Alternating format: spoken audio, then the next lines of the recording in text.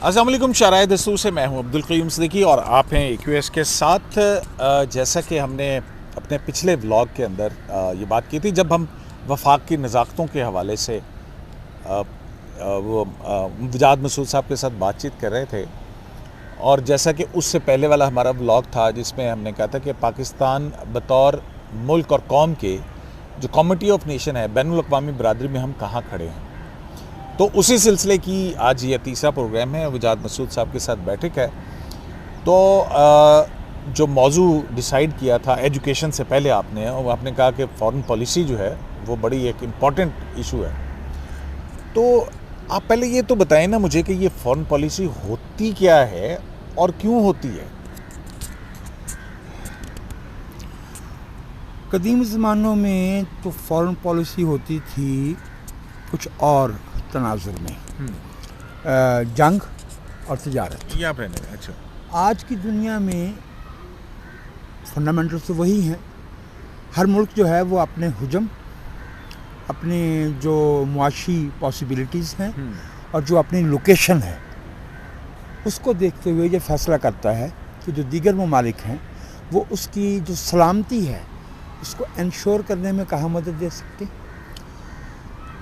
اور جو ہمارے ملک کی معیشت ہے اسے دوسرے ملکوں کے ساتھ تعلقات میں کیسے فائدہ پہنچ سکتا ہے، ٹھیک، کون سی منڈی ہمارے کام آ سکتی ہے۔ میں اس کو آپ کو ویسے سادہ اصول عرض کیے دیتا ہوں۔ جو ممالک ہمارے بالکل ارد گرد ہوتے ہیں وہ زیادہ امکان یہ ہوتا ہے کہ تاریخی اور ثقافتی اسباب کی بنا پہ وہ ہمارے نیچرل ٹریڈ پارٹنر ہوتی ہیں۔ ٹھیک، موسم ایک، تاریخی تجربہ ایک، ثقافت ایک، تو جو چیزیں ہمارے ہاں بنتی ہیں وہاں بک سکتی ہیں، جو وہ بناتے ہیں وہ ہم خرید سکتے ہیں۔ اور اس میں بھی ایک بہت اہم فیکٹر ہوتا ہے صدیقی صاحب کہ چھوٹی منڈی جب بڑی منڈی کے ساتھ ملتی ہے، دوستی کرتی ہے، تو چھوٹی منڈی کو فائدہ ہوتا ہے، بشرطے کہ چھوٹی منڈی کے پاس بیچنے کو کچھ سامان ہو۔ اس کی وجہ یہ کہ چھوٹی منڈی کے تاجر کو ایک بڑی منڈی، ایک بڑا کلائنٹ مارکیٹ ملتی ہے تو وہ فائدہ ہوتا ہے۔ اب آج کی جس دنیا میں ہم رہتے ہیں یہاں پہ ایک تیسرا فیکٹر بھی آ گیا ہے کہ جو ہماری خارجہ پالیسی ہے اس کا ایک انحصار اس بات پہ بھی ہے کہ یہ جو ہمارا پیپل ٹو پیپل انٹریکشن ہے، جیسے ہمارا ڈائسپورا ہے، جیسے ہماری ریمیٹنسز ہیں، ترسیلات زر ہیں، جیسے ہمارے طالب علموں نے وہاں پڑھنے جانا ہے، جیسے ٹیکنالوجی کا تبادلہ ہے۔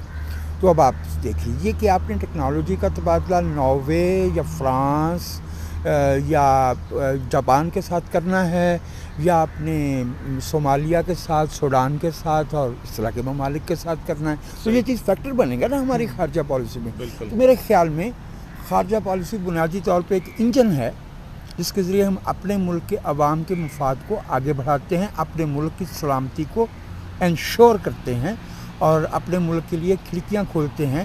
کوئی بھی ملک دنیا میں جو ہے وہ جزیرہ نہیں ہے، مطلب ہے کہ خلا میں نہیں ہے، سیارے پہ نہیں ہے، اسے دوسرے سے مل کے چلنا۔ ہاں، مطلب آپ خارجہ پالیسی کا مطلب ہے اپنے لیے بیرونی دنیا میں ایک ایسی جگہ تلاش کی جائے جہاں پہ آپ کی ٹریڈ ہو سکے، جہاں پہ آپ کا انٹلیکچوئل کتاب بک سکے، آپ علم حاصل کر سکیں، ٹیکنالوجی لے سکیں، اور اس کے بعد جو ہے اپنے آپ کو آپ 2 کپ چائے لیں، اس کے بعد آپ اپنے آپ کو جو ہے وہ ایک اس کا کمیٹی کا ایک حصہ بنتے ہیں۔ جب سلامتی بہت اہم، یہ سب سے امپورٹنٹ چیز ہے، ظاہر ہے کہ سیکورٹی۔ ہاں، تو ہماری جو فارن پالیسی رہی ہے، ہمارے ملک کی فارن پالیسی کیا ہے؟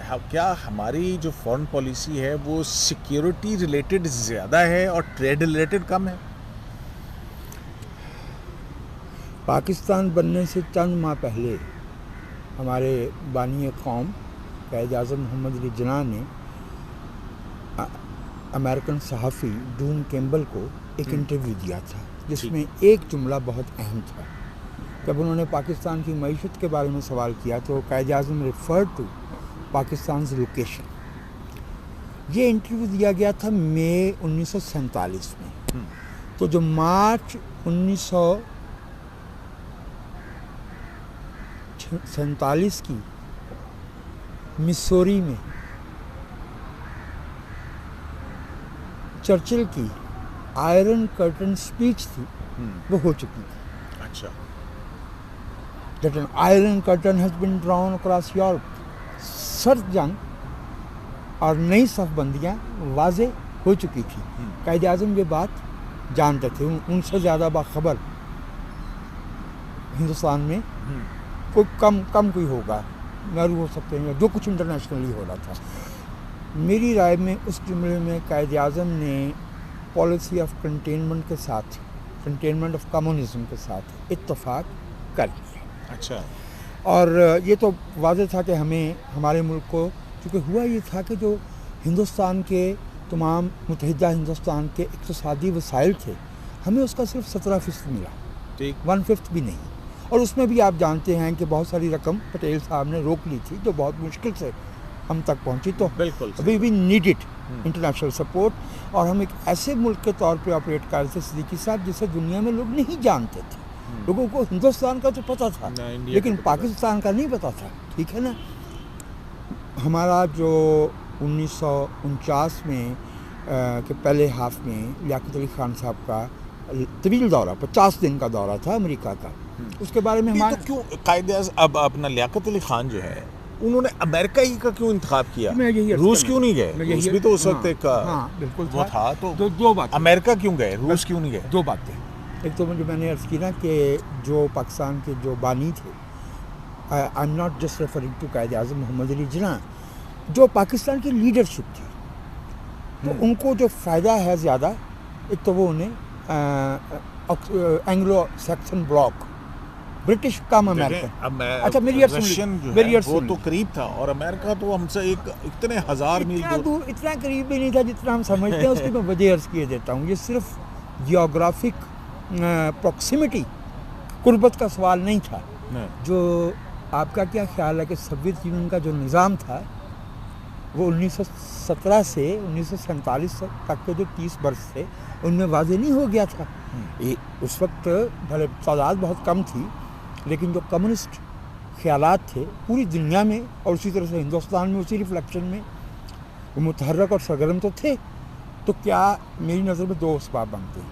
एक तो ये कि क्या पाकिस्तानी क़यादत कम्युनिस्ट इन्फिल्ट्रेशन का रिस्क लेने के लिए तैयार थी. अगर नहीं थी तो मेरी राय में आई endorse, as a student of history, I endorse.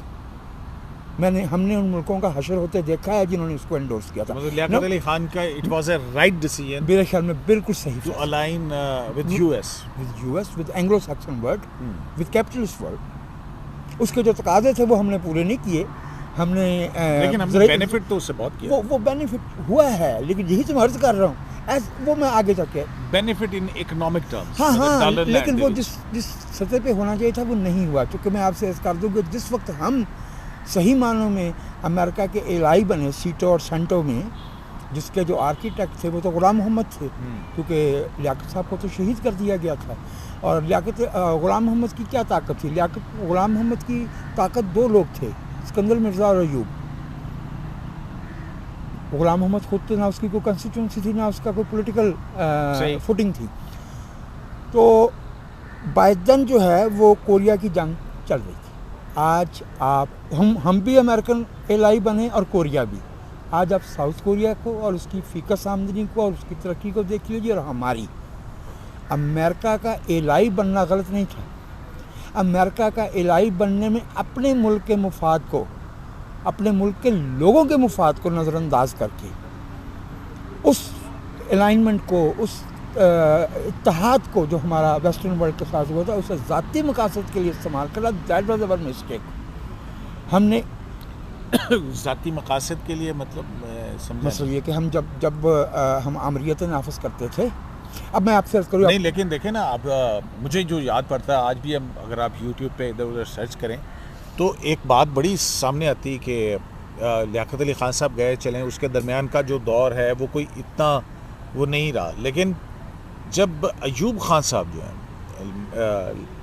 Field marshal Ayub Khan, Pakistan के टेक्निकली पहले डिक्टेटर टेक्निकली ठीक है, वो जब यूएस गए हैं तो जॉन एफ कैनेडी और जनाब, अब वो وہ تو 61 اور 62 کی باتیں ہیں. مطلب اس سے وہ تھوڑا پہلے اتنا ہوتے. زبردست ریسیپشن پاکستان اتنا اہم تھا ان کے لیے. بابو جی چھلانگ نہیں لگاتے نا, ذرا بیچ کے کچھ برس آتے ہیں. اچھا. بیچ میں بڑبیر آتا ہے, ہاں, بیچ میں U2 کا. بٹبیر میں کیا ہوا؟ بڑبیر میں اڈا مانگ رہے تھے ہم سے امریکی, سہروردی نے نہیں دیا, ایوب خان صاحب نے دے دیا.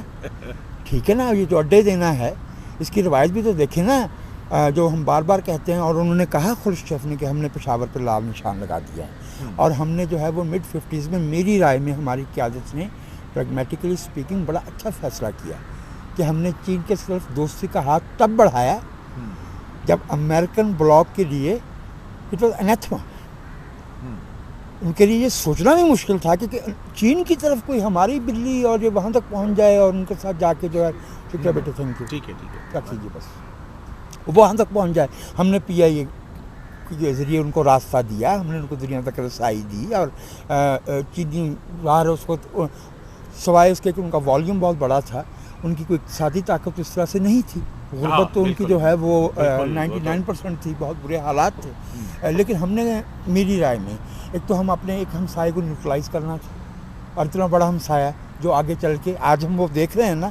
میری رائے میں جو فیصلہ ہماری قیادت نے مڈ 50s میں چین کے ساتھ دوستی کا کیا تھا, بشرطے کہ ہم اس کو بھیک اور خیرات مانگنے کا کوئی ونڈو نہ سمجھیں, تو it was a good decision.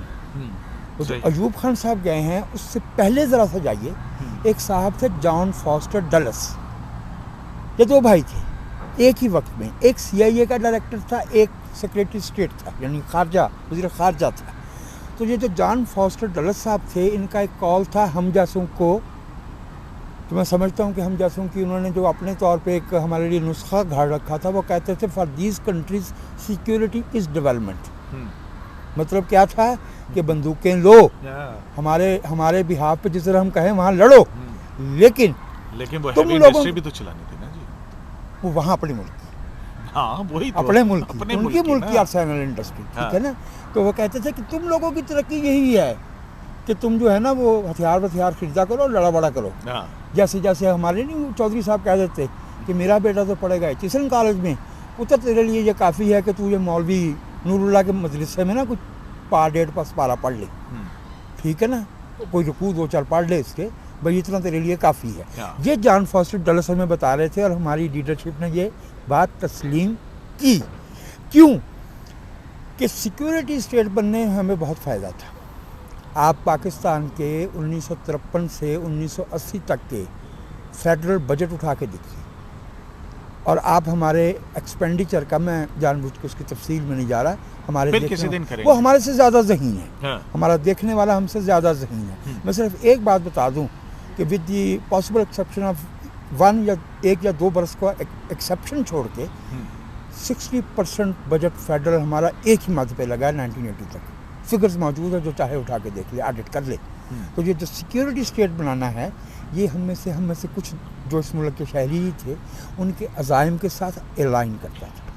تو یہ تو ایک واحد ٹریڈ کا ایسپیکٹ ہو گیا نا امریکن ٹریڈ کا کیسے ہوگا, مطلب کہ انہوں نے اپنا اسلحہ بیچا یا جو بھی ہے وہ ڈالر کمائے. اس میں اصلی میں بھی میں آپ سے عرض کر دوں, لیکن اس کے علاوہ بھی کچھ باقی جو ہماری جو جیوگرافک سچویشن ہے اس کے اندر پاکستان اور US تعلقات, اب دیکھیں نا اس وقت انڈیا بھی جو ہے وہ زیادہ تر تو اشتراکیت کی طرف, رشین بلاک کی طرف تھا نا. Indians did a very unique thing. ہمیں اپنے دوستوں اور جو حریف ہوتے ہیں ان سے اپنے ملک کے مفاد میں سیکھنے سے کبھی بھی نہیں گھبرانا چاہیے. Indians invented, innovated an altogether unique experience of non-alignment. They were benefiting. ظاہر ہے ہمارے چونکہ ذرا ان کے ساتھ کانفلکٹ بن گیا تھا, ٹیریٹوریل بھی اور دوسرا بھی تاریخی بھی تھا, تو وہ روسیوں کے پاس گئے ضرور ہیں, لیکن انہوں نے ویسٹرن ورلڈ کے ساتھ اپنا تعلق ختم نہیں کیا. وہ اس طرح سے نہیں ہوا کہ کسی ایک فریق کو یہ کہیں, ان سے وہ ہیوی انڈسٹری لے رہے تھے اور اپنے طالب علموں کو وہاں پڑھوا رہے تھے. لیکن اس دوران میں جو امریکہ سے ٹیکنالوجی اور اکوپمنٹ جو ہمارے پاس آیا, ہمارا ایک انڈیا کے مقابلے میں تو پلڑا تقریباً بھاری رہا نا, کیونکہ ہم ٹیکنالوجی کی بیس کے اوپر وہ جو 1:3 کا جو ریشو ہے اس کو مینٹین کر کے رکھا ہے. آپ نے بالکل 100% درست فرمایا صدیقی صاحب. اس میں ایک گڑبڑ ہوگی. وہ یہ کہ ایک تو ہم نے بہت زیادہ زور رکھا ہوا تھا ملٹری اسسٹنس پہ. میں آپ سے عرض کر دوں ان برسوں میں ہماری سب سے بڑی غلطیاں 2 تھیں. ایک اپنے لوگوں کی تعلیم کو ترجیح نہ بنانا. تعلیم کے بغیر کوئی قوم سسٹین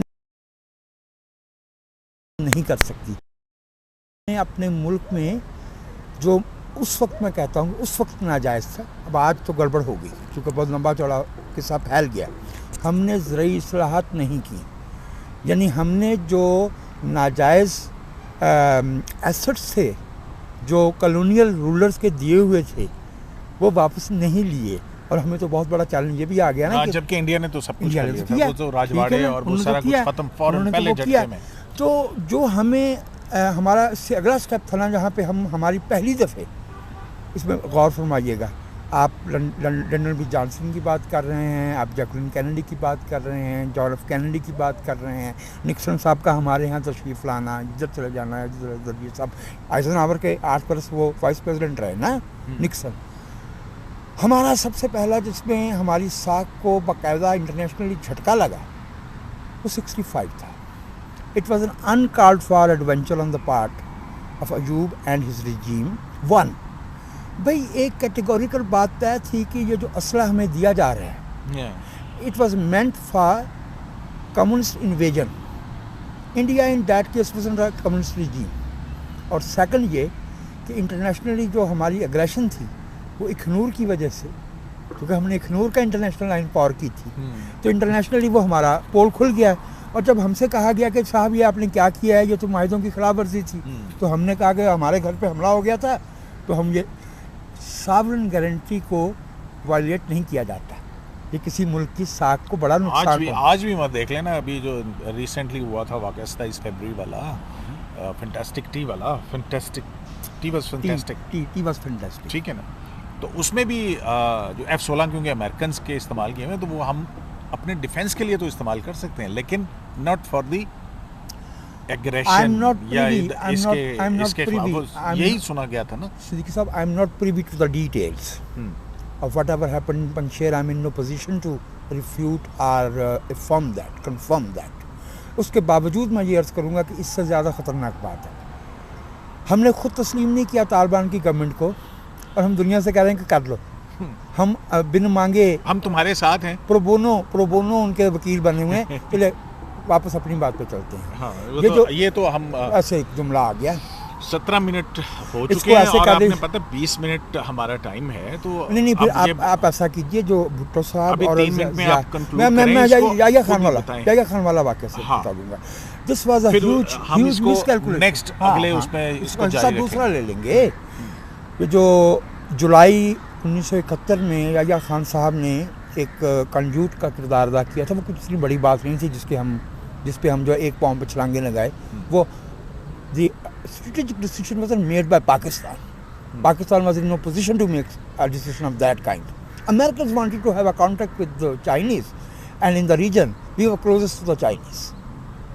ٹھیک, تو انہوں نے کہا کہ بھائی یہ پیغام پہنچا دو, ہم نے پہنچا دیا. انہوں نے کہا یہ بندہ جناب. اچھا, ہم نے امریکہ کو کب کا بڑے دیے, مطلب یہ تو فارن پالیسی کا جو ہے دیکھیں موٹی بات ہے. 60 ایک ہو گیا, ہاں بڑا بیر پہلا. ہاں دوسرا ہم نے جو ہے وہ پھر اس میں چلے گئے 80s میں. تو ہم نے آپ کوئی پارا چلان والوں کی وہ جو پیرٹ بیک ہے وہاں جا کے پوچھ لیں نا, اور وہ جو چائنا کی اس وقت سفیر تھی جہاں پہ اس کو پوچھ لیں, چارلی ولسن سے پوچھ لیں, اس سے کیا پوچھنا ہے, اس درویش سے پوچھ لیں. پاکستان کا بچہ جانتا ہے. تو from 1979 in fact a little before that, in fact from 78 onward, تو ہم 89 کے فیبری تک چل رہے تھے معاملات. ٹھیک ہے, پھر ہم نے پرویز مشرف کے انڈر دیا. تو وہ اڈوں والی جو بات آپ نے پوچھی, تو اس میں دیکھ لیجیے کہ یہ اڈے جو ہے یہ سویلین دیا کرتے ہیں یا کوئی اور دیتا ہے. اور دوسری بات یہ ہے کہ سویلین بیچارے کو لیاقت علی خان صاحب کی شہادت کے بعد کبھی یہ موقع ملا ہی نہیں. اچھا یہ بتائیں نا کرنے کا, یہ پہلا جو کے ساتھ تھا. بھٹو صاحب کو تھوڑا بہت موقع ملا تھا, لیکن وہ خود جو ہے نا وہ اتاولے تھے غیر جمہوری قوتوں کے ساتھ کسی راپو کے. چلے, تو یہ کیونکہ ہم نے اپنے اوپر ایک وقت کی قدغن لگا رکھی ہے تو وہ وقت جو ہے وہ پورا ہوا. لیکن یہ خارجہ پالیسی کے اوپر ہمارے ولاگ جو کا سلسلہ جاری ہے, تو اگلا ولاگ جو ہے وہ آپ ضرور دیکھیے گا, اور اس کے اندر میں وجاہت مسعود صاحب سے, کیونکہ ابھی تو ہم ایوب ایرا کے اوپر اور اس پہ ہم نے بات کی ہے, تو ایک سوال میں ان سے اگلے ولاگ کے لیے یہاں پہ آپ کے سامنے چھوڑے جا رہا ہوں, وہ یہ کہ ہماری جو 70-72 سال میں 73 سال میں جو فارن پالیسی رہی ہے, اس میں ہم نے دو حکومتیں بہت زیادہ دیکھی ہیں. ایک فوجی حکومتیں, فوجی حکمران, مارشل لاء ڈکٹیٹرز, اور دوسرے سویلین گورنمنٹس. تو اگر ہم کمپیریزن کریں کہ سول جو ہمارے سیٹ اپس تھے ان کی فارن پالیسی اور جو ہمارے فوجی حکمران تھے ان کی خارجہ پالیسیوں کے اندر ہم نے کیا کچھ کھویا اور کیا کچھ پایا. تو شرائع دستور سے AQS لائیو کو اگلے ولاگ تک کے لیے اجازت دیجیے. اللہ نے